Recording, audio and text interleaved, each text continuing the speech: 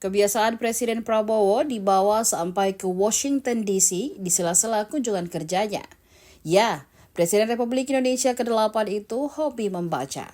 Terekam dirinya singgah ke toko buku Second Story Book di Washington DC, Amerika Serikat pada Senin 11 November 2024 pagi waktu setempat.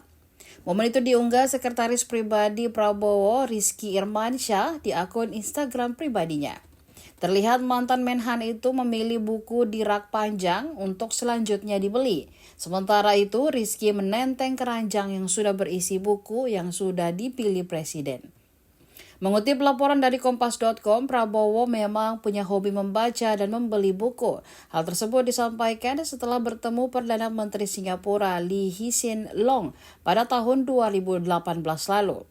Prabowo yang kala itu berkunjung ke Singapura juga menyempatkan diri mampir ke toko buku.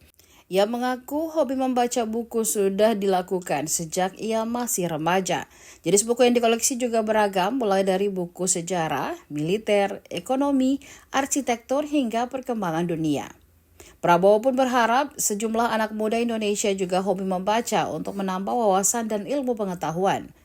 Untuk diketahui, kunjungan Prabowo ke Amerika Serikat untuk bertemu sejumlah tokoh, mulai dari pengusaha, menteri luar negeri, hingga Joe Biden.